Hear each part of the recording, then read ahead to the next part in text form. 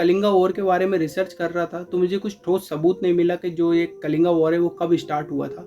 और मैं इसमें बिल्कुल अपनी टिप्पणियां नहीं देना चाहता क्योंकि इसमें बहुत से कंट्रोवर्शियल नेम है, बहुत सी कंट्रोवर्शियल चीज़ें हैं जो आपको आगे पता चलेगी। तो बिना टाइम गवाए वीडियो को जो है वो स्टार्ट करते हैं। तो मैंने जो है वो कलिंगा वॉर को 3 भागों में विस्तार से बताया है। तो पहला है वाई कलिंगा वॉर स्टार्ट, यानी कलिंगा युद्ध क्यों शुरू हुआ। एंड सेकंड है कलिंगा युद्ध की घटनाएं यानी events of Kalinga war. And third है रिजल्ट ऑफ कलिंगा वॉर यानी कलिंगा युद्ध के परिणाम। तो इन भागों को क्लियर करने से पहले हम जो है वो कलिंगा को विस्तार से जानते हैं। पहले हम कलिंगा में घुसते हैं अच्छे से। कलिंगा पूर्व भारत यानी ईस्ट इंडिया में गंगा से गोदावरी तक लंबा चौड़ा एक शक्तिशाली साम्राज्य एम्पायर था। वर्तमान के यानी प्रेजेंट के उड़ीसा, आंध्र प्रदेश, कलिंग, छत्तीसगढ़, झारखंड और बंगाल और मध्य प्रदेश के कुछ हिस्सों में ये चालू था। अब हम ये जानते हैं कि जो सम्राट अशोका थे वो इतने इंटरेस्टेड क्यों थे कलिंगा युद्ध को जीतने के लिए। मौर्य साम्राज्य यानी मौर्य एम्पायर को अधिक फैलाने के लिए अशोका ने कलिंग पर आक्रमण किया। कलिंग में मूल्यवान यानी वैल्यूएबल बंदरगाह भी थे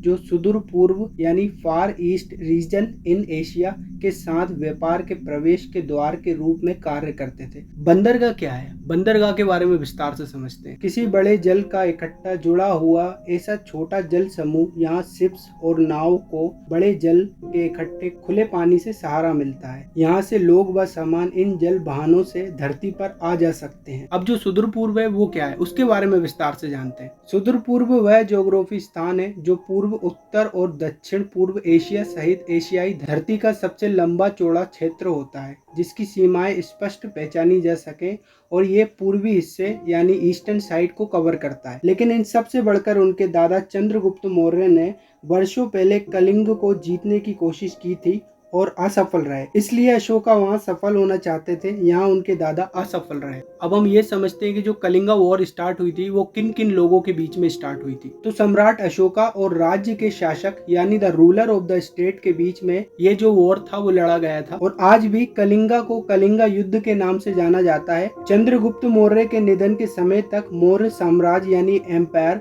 एडमिनिस्ट्रेशन के पास प्रेजेंट टाइम का ज्यादातर भाग था जिसके दक्षिणी हिस्से और कलिंग स्वतंत्र यानी इंडिपेंडेंट थे। कलिंगा अच्छी स्थिति में था और उसके व्यापार मार्ग दक्षिण पूर्व एशिया तक जाते थे।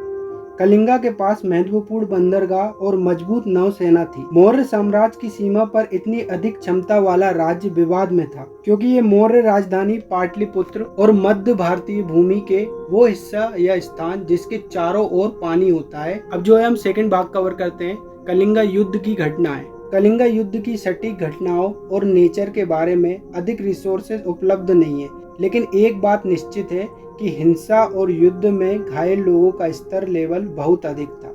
अशोका के शिलालेखों यानी इंस्क्रिप्शन के अनुसार कलिंगा युद्ध में लगभग 1 लाख लोग मारे गए थे और 1.5 लाख लोगों को बंदी बना लिया गया था। युद्ध कब शुरू हुआ इसके बारे में कोई ठोस सबूत नहीं है, लेकिन ये 261 BC में अशोका के अंतिम के 8 वर्ष में समाप्त हुआ। अब जो मेगस्थनीज थे वो कौन थे, आइए उनको विस्तार से जानते हैं। मेगस्थनीज जो चंद्रगुप्त मौर्य के दरबार में एक देश संबंधी इतिहासकार थे जिनके अनुसार कलिंग के राजा के पास एक बड़ी सेना थी जिसमें हाथी, पैदल सेना और घुड़सवार सेना थी। अब अपन आते हैं अपने मेन भाग पर, कलिंगा युद्ध के परिणाम। अशोका विजयी हुए और इसलिए उनने कलिंगा पर विजय प्राप्त की, लेकिन वहाँ एक भी व्यक्ति गुलाम के रूप में रहने के लिए बचा ही नहीं था। कलिंगा युद्ध में लाखों लोग पीड़ित हुए, अनाथों के बच्चे रो रहे थे, हर जगह रक्त की धाराएं बह रही थी।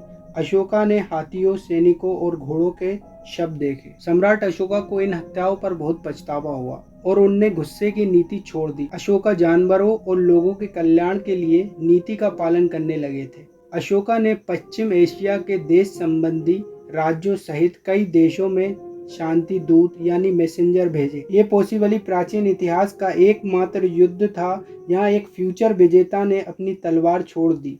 कलिंग युद्ध के बाद अशोका ने अपना शेष जीवन अहिंसा को समर्पित कर दिया। सम्राट अशोका ने अपना मिलिट्री एक्सपेंशन भी समाप्त कर दिया और शांति, एकता और ध्यान केंद्रित किया यानी कॉन्सेंट्रेट, और 40 से अधिक वर्षों तक सफल रहे। तो गाइस मैंने इतना ही रिसर्च किया था, बड़ा चढ़ा के मैंने कुछ भी नहीं बताया, जो भी मैंने रिसर्च किया बस वही आपके सामने रखा। तो वीडियो अगर अच्छी लगी हो तो लाइक, शेयर और सब्सक्राइब कर देना। Thank you guys.